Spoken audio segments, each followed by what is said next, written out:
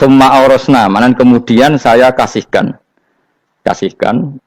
karena anak dimanani waris itu kan kesane sing ngekeki mati, ya adalah Allah ora mungkin mati. Mulane Imam Suyuti urun atoina, manane aurasna iku atoina paring. Kok nak dimanani waris kesane kan yang memberi mati, padahal pangeran ra bakal mati. Ono Imam Suyuti. Cara aku niku wong Isra kabeh nah maksudnya ora ngono. Mulane aurasna mek dekne diganti apa? Atoina. Ya agak ulama dadi ra roh karepe. Nak kula ora karepe aurasna iku kan waris. Waris kesane kan mati. Terus dekne urun atoina. Terus Alkitab itu kitab apa saja, Injil ya kitab, ya kan Alkitab. Lah kuwatir darani Injil, dene maksud itu urun Al-Qur'an. Wis bener to iki? Paham ya? Gak tak warai dadi wong alim ya. Wis bener. Ya salim berarti. Soleh boyong cara santri soleh boyong. Saleh. Nah, ayat ini menurut saya bukti bahwa kita pasti benar ya. Terus kita ini kelompok ahli sunnah napa? Wal jamaah itu pasti benar. Meskipun secara personal kita salah, tapi mazhab kita pasti benar. Ya apa ayat ini? Kan jelas ayatnya. Kemudian kitab ini, Al-Quran ini tak kasihkan orang-orang yang kami pilih. Orang dipilih Allah itu kan kelas super. Ya kan? Allah yang milih loh, bukan sekedar lembaga negara. Allah yang milih, itu kan berarti super. Tapi kemudian orang super itu uniknya Allah bilang, faminhum zalimul linafs. Orang yang saya pilih itu kemudian ada yang kelakuannya itu kurang ajar, zalim. Sekarang pertanyaannya, orang yang dolim itu bagian dari yang dipilih apa keluar dari yang dipilih? Keluar bagian apa keluar? Bagian. Makanya cara ahli sunnah, wong fasik itu keluar dari Islam. Mergo minhum rujuke je alladinas taufaina. Paham ya? Mulane kira usah terprovokasi wong-wong. Wong nek zina ra Islam, dosa gede ra Islam, nyekel patok kuburan ra Islam, dikeris ra Islam. Iku keliru. Wong Allah dhewe dawuh kemudian Quran ini tak kasihkan sama orang-orang yang kami pilih. Lah yang kami pilih itu ada yang berstatus dolim. Artinya yang dolim pun masih berkategori yang kami pilih. Artinya minimal tidak keluar dari nopo Islam. Itu kan normal. Misalnya saya sebagai pelatih milih 11 pemain. Ya tentu setelah di lapangan ono sing dolim kan. Mau ngamun tok. Mau kerobok tok. Tapi tetap dia pilihan kan. Tapi tentu nanti yang terbaik ya yang kerja keras, yang ngegulno. Tapi kan tetap dia sudah pemain di dalam situ. Jadi jelas ya. Makanya ya saya ulang lagi ya. Tak latihan. Misalnya ja'an nasu. Misalnya manusia itu datang faminhum zaidun. Waminhum amrun. Waminhum bakrun. Artinya ketika kata manusia itu pasti memasukkan zaid, amr, bakar. Orang-orang yang dipilih Allah itu ya siapa saja, yang penting kategorinya dipilih. Meskipun setelah dipilih Allah itu ada yang berstatus dolim. Nah kenapa tetap dipilih Allah? Ya karena dia punya status. Tak warai ya jadi wong alim. Anggap aja Lailatul Qadar. Ora usah darani ganjil, sing darani ganjil ya sapa. Aneh-aneh. Lailatul Qadar ya mulai tanggal 1 Ramadan. Malah ulama darani mulai ruwah, iso wis ruwah wingi. Oh, kalau sering tolak itu kodar, kadang mulut, kadang Dzulhijjah. Kalau kan jenisnya on time. Kayak orang melarat, ini duit beda untuk THR. Nah, orang marah pangeran ya sawal selo besar ya untuk apa? Lailatul Qadar. Mereka Lailatul Qadar itu malam diturunkan oleh Quran. Quran itu turun Ramadan tok apa tahu sawal ya tahu? Sawal ya tahu, Dzulhijjah tahu. Dzulhijjah tahu. Bolak-balik al-yauma akmaltu lakum turun to bulan apa? Dzulhijjah. Kowe mari amatir, itu angel terang. Sing darane Lailatul Qadar iku malam diturunno Quran. Quran turune iku piro? Ya macam-macam, ra Ramadan nggih bolak. Lah tapi ana kelas-kelas premium, ana kelas umum, sing kelas umum wis pokoke Ramadan. Sing ganjil dipilih salah sitok. Berarti itu pembatasan apa? Nah, Quran dhewe turun coba surat paling terkenal, ayat paling terkenal al-yauma akmaltu lakum turun tanggal piro? Tanggal 9 Arafah Dzulhijjah haji wada. Padahal ta'rif Lailatul Qadar layat apa? Unzila fihil Quran. Ya tapi ilmu ini mari debat biasa. Semua wong ora takoki wong Gus nuzul Quran tanggal piro 17. Lailatul Qadar tanggal 21. Ya jare nuzulul Quran yo pas Lailatul Qadar. Wong-wong lak muni bingung nang wong. Nah aku sing ra bingung. Lho ki ora tau mikir jajal. Nuzulul Quran sing resmi ning kitab-kitab tanggal piro? 17. Lailatul Qadar tanggal. Padahal Lailatul Qadar disifati apa? Malam turune. Roan. Nek ora tau bingung ngono. Wong ana kadang ngirim wong goblok, wong kok ayeme ngono. Ora tau mikir. Aku gumun goblok-goblok. Dadi ana ilmu paradok barang ya tenang, santai. Padahal ya tak bedhek ya. Nuzul Quran tanggal piro? Sing resmi cara kitab-kitab. 17 Ramadan. Lailatul Qadar sing resmi 21 nganti 29. Terus Lailatul Qadar iku wulan apa? Wulan diturunkannya Al-Qur'an. Berarti tanggal piro? Bocah dijak pinter ya kan inna anzalnahu fi lailatul qadar. Saya tak tahu. Nuzul Quran tanggal piro? 17. Lailatul Qadar. 21. Terus Lailatul Qadar ke malam diturunkannya Al-Qur'an turun tanggal 17. Berarti Lailatul Qadar tanggal ada dik. Ora tau iskal yo gumen mek wong-wong. Ya kok penak weh. Mulai dadi wong alim loro, kan ora usah mari iskal. Ngatuk ditung bodho penak. Pokoke nuzul kan piro Bang 17. Lailatul Qadar 21. Lha jare Lailatul Qadar pulang tujune Quran kok beda tanggal. Kan gak tau gak mikir. Alhamdulillah. Ngirain. Lailatul Qadar lagi lho. Saiki pinter. Tadi apa, Bos? Gitu Mas, berarti kelewat. Jadi ilmu itu kabeh bingung no kan. Ya biasa bingung. Mulane yang bodoh barokah. Barokah. Barokah. Kulo cara ora dipilih pangeran nggih milih dadi wong bodho, tapi wong pangeran milih kulo dadi wong pinter dadi tak syukuri wae. Tapi kadang kulo iri wong bodho ku iri. Modele penak urip ngono. Santai. Ya saiki ya Lailatul Qadar iku sifatnya apa? Inna anzalnahu fi lailatul. Normale kan ainun nuzulil Quran yo ainul lailatul qadar. Berarti tanggal piro? Ora wani lagi. Innalillahi wa inna ilaihi raji'un. Kita warai ilmu cara wong alim. Meskipun sampean boleh bantah siji yo kadang keterbatasan ilmu. Nomor loro hasud, bantah kan sebagai macam-macam. Hasud, nomor 3 bantah gue kegiatan. Kayak wong kuliah nak gak kritis kan darani ra pinter. Jadi cocoklah ya kudu bantah. Engko khas-khasan cerdas apa? Nomor 4 bantahan itu sifat wong wedok.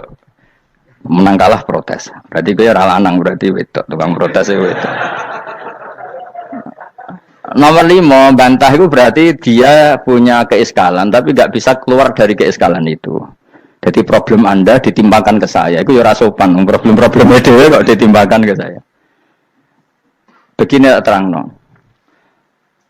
Hukumnya Allah Ta'ala itu ada yang berstatus itu lugu. Lugu itu ya lugu ummi. Karena agama ini memang ummi. Ummi itu lugu. Sehingga agama ini tidak perlu diterangkan. Ketika Abu Hanifah, agama ini ketika datang, itu orang lugu. Lugu itu murni. Murni itu proporsional. Sehingga sifat ummi itu baik. Misalnya saya bilang gini, rumah awas kena keliru. Kalau kamu sholat itu batal kalau makan. Itu ukurannya 1 upo apa 1 piring? 1 upo kan? Itu sudah batal. Terus kalau saya bilang gini, Cong nak tamu keimangan, itu 1 piring tak 1 upo. Ndak jawab ya? 1 piring. Orang iso misal, tak keimangan gue 1 upo. Nah, lalu Anda ditanya gini, lalu definisi makan itu apa? Memasukkan 1 piring ke mulut apa 1 upo ke mulut? Dalam bab sholat 1 upo ke mulut itu makan. Tapi dalam bab hormat tamu itu 1 piring. Setuju ya? Tak warai pinter kayak. Tak warai ya. Wes setuju ya? Wes pinter. Lo jawab wes pinter. Urung. Lailatul Qadar ya ngono. Misalnya Lailatul Qadar menjadi super karena ada sesuatu yang super turun yaitu Lailatul Quran. Jadi menjadi super karena yang turun adalah sesuatu yang super dan itu artinya tanggal. Loh, sama nih aku cek. Iku utek tanggal 21 kabeh sing ngaji ning kene. Oh jelas inna anzalnahu fi lailatul qadar. Hurujuke ning ndi? Quran kan? Wa ma adraka ma Lailatul Qadar. Lailatul Qadri khairum min alfi syahr. Makanya Lailatul Qadar itu ya bisa saja tanggal 1 kemarin sudah kelewat. Mbok entah ini Jibril baris dada.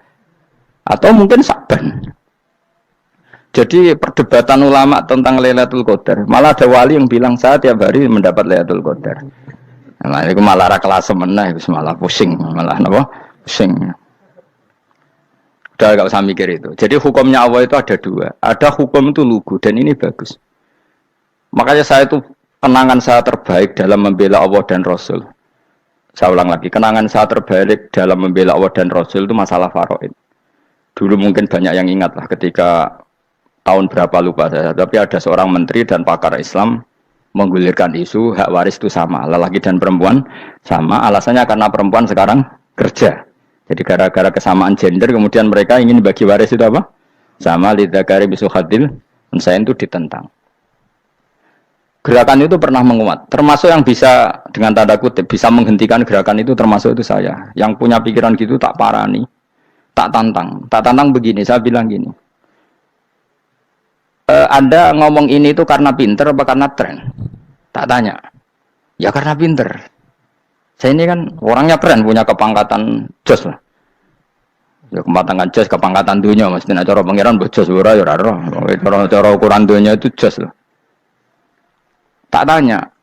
Saya itu Pak termasuk yang setuju gerakan kesamaan gender. Dulu kan lelaki perempuan itu beda sekali karena lelaki kerja perempuan enggak. Sekarang sama-sama kerja maka warisnya harus sama. Terus saya tanya gini, lalu penyebab warisan itu kerja apa lelaki? Dia jawab kerja. Dia nggak ngerti kalau ngadepin saya. Saya ini kan orang alim yang biasa belajar mantek. Dia ini roh nak aku ngalim. Sembrono ya jadi dia. Ketika tak tanya gini, lalu misalnya saya punya anak, yang anak saya putri itu direktur BUMN atau direktur bank atau direktur PT besar. Kemudian anak lelaki saya idiot, goblok. Warisannya dikasihkan siapa? Kalau kerja adalah alasan dapat warisan, berarti anak saya perempuan itu yang dapat warisan dong. Anak saya lelaki kan idiot, nggak kerja. Lalu warisan itu berdasar prestasi apa empati? Kalau berdasar prestasi, malah Anda ini aneh. Sudah kerja direktur BUMN hanya karena dia kerja, dia dapat warisan. Karena Anda bilang asbabul irsi adalah kerja. Kalau saya bilang karena empati, saya juga agak fair. Yang kerja juga butuh modal gak saya warisi, tapi yang idiot tak warisi karena warisan berdasar empati. Lalu Anda pilih mana? Bingung deh. Sampai dia ikrar, saya belum pernah mendapat perlawanan seperti ini karena Anda ngomong sama orang-orang goblok kata saya. Terus saya bilang, saya ini ngaji Wahab khatam berkali-kali. Anda mungkin baca kitab Wahab itu hanya terjemah. Maka menurut Islam yang menjadi hak waris itu sebabnya zukurah wal unasah, kelelakian menjadi dapat 2 bagian, keperempuanan menjadi 1 bagian, dan itu Islam tidak mau urusan dengan prestasi maupun empati, mujarrodul zukurah dan mujarrodul unusah. Sehingga dengan seperti ini tuh Islam nggak ribet. Coba kalau kamu pakai ilatul hukmi, pakai cara berpikir logika, malah ruwet karena tadi kalau kesamaan gender itu karena perempuan kerja, lalu misalnya yang lelaki idiot misalnya atau pengangguran, warisan kamu kasihkan siapa? Kalau kerja itu menjadi alasan hukum, kamu kasihkan yang perempuan kan? Aneh enggak? Yang sudah kerja malah kamu kasih warisan yang nganggur? Enggak. Berarti berdasar prestasi atau berdasar empati. Kalau kamu dapat warisan idiot dulu dong. Idiot dulu, goblok dulu, kecelakaan dulu, baru dapat warisan karena dapat empati. Yang sudah PNS enggak perlu dapat warisan karena sudah juga ruwet. Fikih seperti ini ruwet enggak? Ruwet. Nah, kata Imam Haromen gurunya Ghazali, agama itu kadang dinuna dinul ajaz. Kita ikut yang lugu saja. Allah bilang lelaki dapat 2 bagian dari perempuan, ya lelaki ya yang punya alat kelamin, penis. Perempuan yang punya farji, ya sudah gitu aja, enggak usah ruwet-ruwet. Kenapa begitu? Ya sudah seperti itu. Nanti lama-lama gini kalau diterusin. Ada seorang dokter fikih perempuan. Dia menguasai fikih sholat. Ruhin lanang tapi gak menguasai fikih sholat. Rohnya mau pesolatan misalnya. Lalu yang jadi imam siapa kalau berdasar prestasi? Perempuan dong, karena dia doktoral fikih sholat. Dia menguasai aneh-anehnya sholat. Horo ibu masaili sholat dia menguasai. Sementara Ruhin takoi sholat apa Ruhin? Pokoknya ini gugus ngadeg terus lugu. Terus ngadeg balik. Apa? Ada mulan. nak salam ngalerien. Dia tahunya hanya itu, Dok. Lalu kalau nuruti imam sholat adalah yang terpandai dalam fikih sholat, tentu yang imami perempuan. Tapi agama ini tidak seperti itu. Pokoknya wong lanang imami, wong wedok. Jadi makanya kata Imam Haromen, dinuna dinul ajais. Sampai Said Muhammad itu sering ngutip beliau kan, Allahumma imanan ka imanil ajais. Ya Allah, semoga iman saya menerima konsep engkau itu ka imanil ajais. Imannya wong wedok-wedok sing lugu. Ajus itu perempuan lugu yang sudah sepuh.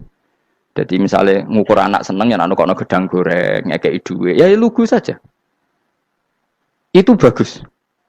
Daripada kamu pakai argumentasi, karena argumentasi ini sebetulnya kelihatan cerdas, tapi ada kebodohan masif. Karena tadi, kalau hak waris kita otak-atik dengan prestasi, maka yang pro empati akan protes. Paham ya? Masa yang sudah kerja dikasih banyak, yang idiot enggak? Tapi kalau berdasar empati juga aneh. Masa dapat warisan harus goblok dulu, harus kecelakaan dulu.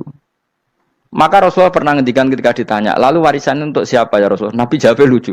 Fali aula rojulin dzakarin. Jadi Nabi sempat ngendikan kata rojul.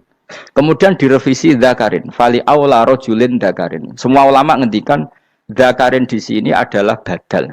Nabi ngendikan rojulin. Kemudian Nabi ingat kalau rojul itu identik dengan lelaki dewasa. Apa? Kemudian Nabi mengulang lagi dzakarin. Tidak harus dewasa, yang penting lelaki. Jadi meskipun baru lahir, kalau dalam keadaan baru lahir namanya apa? Kan dzakarin kan? Belum bisa dikatakan rojul. Paham ya? Nabi ngulang 2 kali. Fali aula rojulin dzakarin. Ini penting saya utarakan supaya clear. Jadi agama itu gak usah diotak-atik.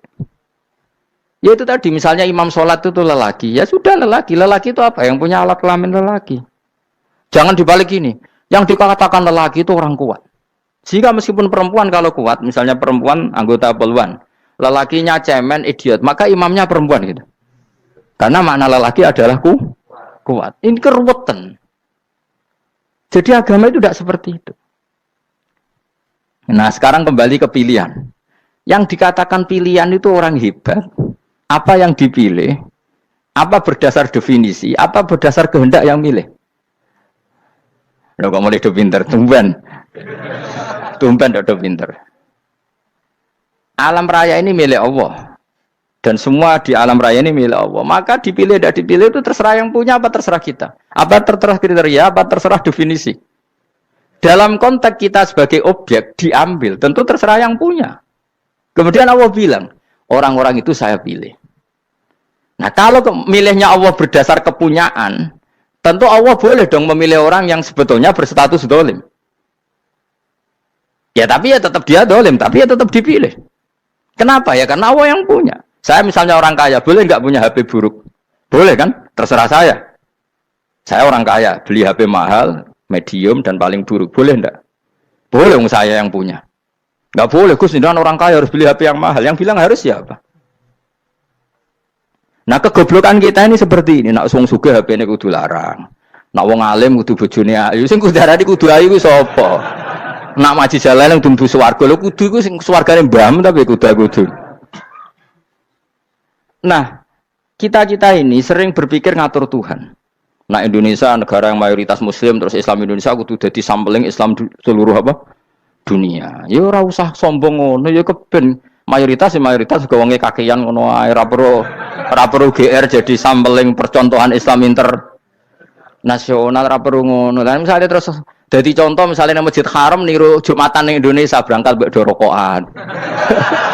Bariku teki diusep-usepno ning pojok pager. Lah misalnya wong Mekah terus do ngono kabeh karena mencontoh Islam Indonesia. Kacau gak? Ora usah GR ngono biasa wae. Napa? Biasa wae. Terus misalnya mencontoh Islam Indonesia anak jaran Wali Songo terus tahlilan nunggu nganti setengah jam. Lah terus raudhah dikepung ngono rak macet Mekah Madinah. Mergo agar ziarah Nabi terus lungguh apa? Sak jam. Nak ning wali sak jam ning Nabi 2 jam lah kira-kira gitu. Ya malah nganyak Kanjeng Nabi tuh. Nabi sekaruan afdhalul khalqi mbok dongakno wa maghfir lahu warhamhu. Iku malaikat sak langit misah. Ya Nabi kok dongakno di sepuro. Kowe tapi ya butuh sepuro. Enggak boleh doakan Nabi gitu, enggak boleh. Allahumma sholli ala sayyidina Muhammad wa ala alihi. Enggak boleh pakai ighfir lahu. Masalah kita tahlilan apalem donga iku terus kamu gunakan Ya misalnya terjadi percontohan Islam dunia, terus Nabi kapundhut ditalkin, nak ditakoki waman rebuka piye. Terus Nabi warai waman nabiyuka. Mesti Nabi yo pro, lah aku Nabi coba takoki. Jadi kita ini sering kumo luhur karena kita mayoritas terus jadi percontohan Ora usah ngono. Paham ya napa? Ndak usah ngono, mayoritas saya, tapi ora usah GR jadi apa? Percontohan internasional. Mungkin kalau masalah Islam damai ya bagus, tapi itu kan tidak hanya Indonesia. Di mana-mana yang Islam damai juga banyak, dan yang tukaran juga banyak. Toh yang tukaran nggak pernah maklumatkan diri ini percontohan janda. Ya biasa saja. Saya ulang lagi ya. Maka menurut saya nggak akan benar pendapat Khawarij atau pendapat Islam yang keras bahwa orang dosa besar itu keluar dari Islam. Karena ketika Allah mengatakan, kemudian aku pilihkan kitab ini, tak kasihkan orang-orang yang saya pilih. Itu diantara yang pertama adalah, meskipun mereka sebagian tetap zalim. Artinya tetap zalim itu tidak menjadi dia keluar dari status Islam. Paham ya? Sekarang saya tanya, yang dikatakan warga Indonesia itu siapa? Ya siapapun yang bergeografis di Indonesia, lahir sebagai akte Indonesia, ya orang Indonesia. Kemudian ada yang penjahat, ada yang maling, kita penjara. Apa dia keluar dari kebangsaan Indonesia? Enggak kan? Sama ketika orang Islam menjadi zina dan fase koruptor, keluar dari Islam enggak? Enggak. Karena Allah tetap bilang faminhum. Apa? Faminhum. Jelas ya? Wes kayak ngarah Khawarij. Napa? Kalau Khawarij cara berpikir itu ekstrim. Setiap dosa besar itu mengeluarkan orang dari status Islam. Oh, itu bahaya sekali. Karena nanti kalau itu iya, kita akan kehilangan banyak orang nopo Islam. Makanya Nabi nanti ngendikan, saya berharap yang nanti masuk surga dari umatku itu separuh, 2/3. Itu kata ulama-ulama. Kalau kita pakai mazhab Khawarij, orang Islam itu tidak sampai 1/3.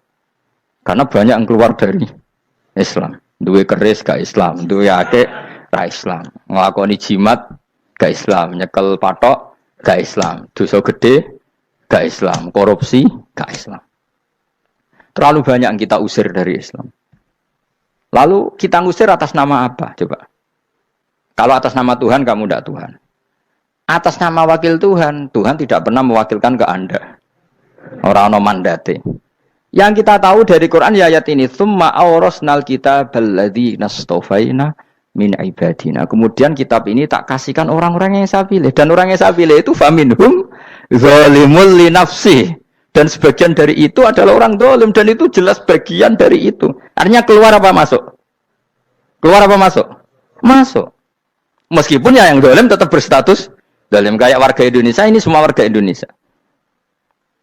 Paham ya? Yang maling ya tetap warga Indonesia, meskipun ya tetap maling. Jelas ya? Betul ya? Makanya ahli sunnah itu pendapatnya falam nukafir mu'minan bil wisri. Kita tidak akan mengkafirkan orang mukmin hanya karena melakukan dosa. Kenapa ya? Karena Allah bilang faminhum setengah sangking itu masuk bagian, dan itu luar biasanya Allah disebut istofaina, tetap orang-orang pilihan. Maka ini penting saya utarakan supaya kita ini tidak sok-sokan ya. Terus yang zalimul nafsi pun potensi dimaafkan sama Allah.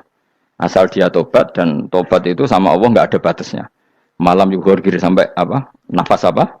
Terakhir. Dan kadang orang itu sebetulnya nggak niat tobat, cuma ada perilaku tertentu sehingga dadian Allah itu simpati. Itu juga banyak yang diterima tobatnya Allah. Makanya kata ulama-ulama itu, istighfar itu tidak syarat diampuni. Yang menjadi orang terampuni itu kehendak Allah. Istighfar itu bagian kecil dari syarat-syarat itu. Bisa saja orang tanpa istighfar tapi diampuni Allah. Misalnya Allah dawuh, wa yaghfiru ma duna dzalika liman yasha. Itu bukan limai yastaghfir tapi limai yasha. Contoh masyhur kan, kamu pernah dengar kan, ada orang nakal itu mau misah itu ya kira-kira lonte atau apalah.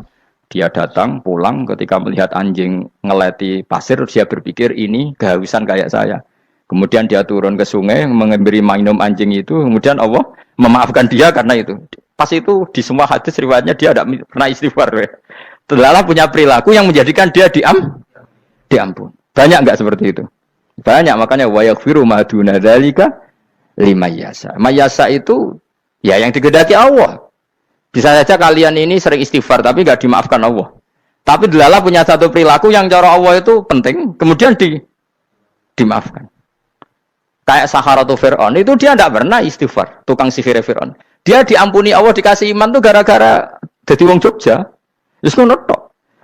Jadi pas mau duel adu sihir. Iku dalah dekne mending ngene. Qalu ya Musa imma antulqiya wa imma annakuna nahnul mulkin. Monggo jenengan riyen napa kula riyen. Dadi gara-gara dekne didikan Jogja niku. Lah wong ape duel, mestinya tarung itu semakin cepat mengambil kesempatan kan semakin menang. Ini sudah jelas tarung. Ngapunten jenengan riyen napa. Lha iku pangeran itu terus simpati. Wong kok sopane ngono apa? Akhirnya Allah memberi iman gara-gara apa? Imma antul kia wa imma annakuna nahnul mulkin. Monggo jenengan riyen. Lah Musa juga Allah juga gak terima kalau nabinya kalah sopan. Sehingga Allah memerintahkan Musa adalah sopan. Mboten jenengan mawon. Jadi Nabi Musa qala bal alqu. Jadi Nabi Musa enggak jenengan riyen mawon. Jadi coba, itu kan unik. Dia tidak ingin diampuni Allah, tapi adalah dia sebenarnya satu perilaku yang menjadikan Allah itu simpati, yaitu kesopanan dia dengan Nabi Musa. Imma antulqiya wa imma annakuna nahnul. Nabi Musa juga bilang qala bal alqum go jenengan riyen mawon. Akhirnya sakar nggih nak ngoten. Makanya Firaun tuh mangkelnya bukan main. Ketika pertunjukan itu akhirnya kan Saharatu Firaun kan kalah. Setelah kalah langsung iman. Maka kata Firaun, ini jelas Musa itu guru kamu. Cuma pura-pura saja kamu pro saya. Lah buktinya apa? Jare buktinya tadi monggo-monggonan gitu. Makanya Fir'aun bilang innahu lakabirukumul ladzi 'allamakumus sihr. Wah, iku mesti Musa iku gurumu.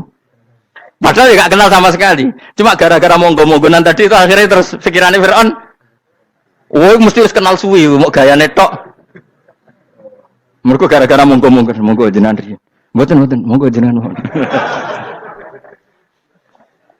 Jadi makanya sampean jangan putus asa. Makanya keliru sekali kalau kita bilang diampuni Allah nunggu istighfar. Enggak.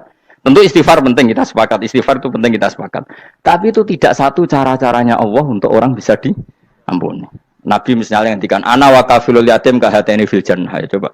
Orang sering istighfar sama kafilul yatim, kira-kira surganya cepat mana? Cepat kafilul yatim meskipun enggak istighfar. Kalau istighfar terus tapi medit ra karuan. Tak jamin pun rokok alamatnya medit jelas nih rokok aku roh. Wis jelas. Al-bakhil qaribun minan nar, jelas alamatnya deket-deket situ lah, paham ya? Wis jelas as-sakhi qaribun minallah, qaribun minan nas, baidun minan nar. Nah al-bakhil baidun minallah, baidun minal jannah, qaribun minan nar. Jadi wong medhit itu ya deket-deket situ alamatnya sudah jelas deket-deket neraka. Ana wa kafilul yatim kahataini fil. Berapa? Apa semua yang dimaafkan Allah Nabi nyebut syaratnya istighfar? Kebanyakan malah enggak. Orang alim misalnya. Makanya orang alim kalau jarang istighfar kamu enggak usah iri. Orang alim tuh mulang tok. Itu langit bumi mintakan ampun. Wa innal alima lastaghfiru lahu man fis samawati wa man fil ard hatta khitan fil bahr. Orang alim itu otomatis dimintakan maaf oleh langit dan bumi sampai iwak ning laut. Mulane jendur aku sebab jarang istighfar. Aku sing istighfar is akeh sembrono. Langit bumi no. Mulane kula nu jarang istighfar bukan karena saya sombong, memanfaatkan istighfar mereka, no? Dan saya yakin itu lebih mandi timbang istighfar saya. Mun koman fis samawati nglebokno Jibril, Mikail, orang-orang keren, no? Makhluk-makhluk no? Keren. Saya baru cari hadis yang wa innal muta'allim sing ijek belajar tapi belum ketemu. Nanti kalau ketemu tak kasih tahu apa? Karena hadisnya yang saya baca masih wa innal alim apa? Orang alim, jadi agak ketat. Nah, nanti kalau sudah ketemu wa innal muta'allima. Nanti dicari. Tapi pasti palsu kalau ada itu. Karena semua tagnya itu apa? Alim. Atau ya kamu alim dibanding yang di bawahnya. Ya semoga itu masuk apa? Jadi dibanding orang Papua kan wis alim. Saya ulang lagi, ya ini penting sekali. Jadi latihlah jangan punya gerakan takfiri orang lain dianggap kafir, orang lain dianggap kafir, karena Allah tidak pernah mengusir hambanya. Meskipun apapun salah dia, kata Allah tetap faminhum. Apa? Faminhum. Hum itu rujuknya ke yang depan. Jadi termasuk orang-orang yang saya pilih adalah faminhum zalimul li nafsi. Tetap dia di arena itu. Nisbatnya Islam ya tetap di area Islam itu. Meskipun yang ya kayak warga Indonesia coba. Warga Indonesia itu siapa? Yang terlahir di Indonesia dan berKTP kartu keluarga Indonesia sudah. Nanti tentu yang bajingan tetap bajingan, yang koruptor tetap koruptor. Tapi menjadi warga Indonesia terus keluar dari warga Indonesia, tetap warga Indonesia. Kira-kira seperti itulah analoginya.